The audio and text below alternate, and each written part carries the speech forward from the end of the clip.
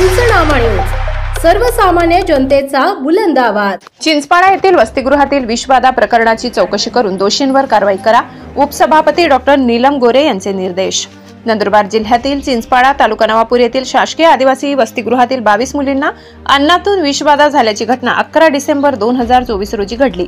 वसतिगृहातील मुलींना विषबाधा होणे ही गंभीर स्वरूपाची बाब आहे, त्यामुळे आदिवासी व अन्न व औषध प्रशासन विभागाने तातडीने या प्रकरणाची चौकशी करून दोषींवर कारवाई करावी असे निर्देश विधान परिषदेच्या उपसभापती डॉक्टर नीलम गोरे यांनी प्रशासनाला दिले आहेत। आदिवासी विभागामार्फत दुर्गम आदिवासी भागातील मुलामुलींना शिक्षणाकरिता शासनाने वसतिगृहांची निर्मिती केली आहे। या वसतिगृहांमध्ये दर्जेदार सुविधा मिळाव्यात आणि करिअरच्या दृष्टिकोनातून प्रगती करता यावी याकरिता शासनाने निधीची कुठेही कमतरता भासू दिली नाही, परंतु चिंचपाडा येथील वसतिगृहात 22 मुलींना अन्नातून विषबाधा झाल्याचे निदर्शनास आले। ही बाब खूप गंभीर आहे। पाहता डॉक्टर नीलम गोरे यांनी तात्काळ गंभीर दखल घेतली।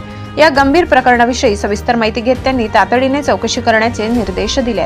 त्याचबरोबर महाराष्ट्रातील आदिवासी क्षेत्रातील वसतिगृहातील सुविधा संदर्भात उपसभापती डॉक्टर नीलम गोरे यांनी आदिवासी विकास विभागाचे प्रधान सचिव आणि अन्न व औषध प्रशासन विभागाचे वरिष्ठ अधिकारी यांना काही सूचना दिल्या।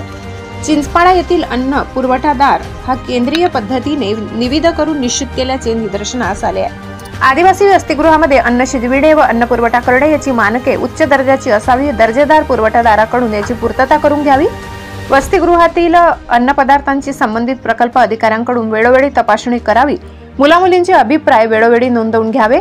त्याचप्रमाणे सुधारणा करावी। चिंचपाडा प्रकरणात सदर अन्नाच्या तपासणीकरिता संभाजीनगर येथे नमुने पाठविण्यात येणार आहेत। स्थानिक स्तरावर अन्नाची तपासणीकरिता सुविधा उपलब्ध करून द्याव्यात। वसतिगृहातील पिण्याच्या पाण्याची व्यवस्था, साठवणुकीचे ठिकाणे आणि ते पाणी आरोग्यास हानिकारक नाही याची तपासणी करावी।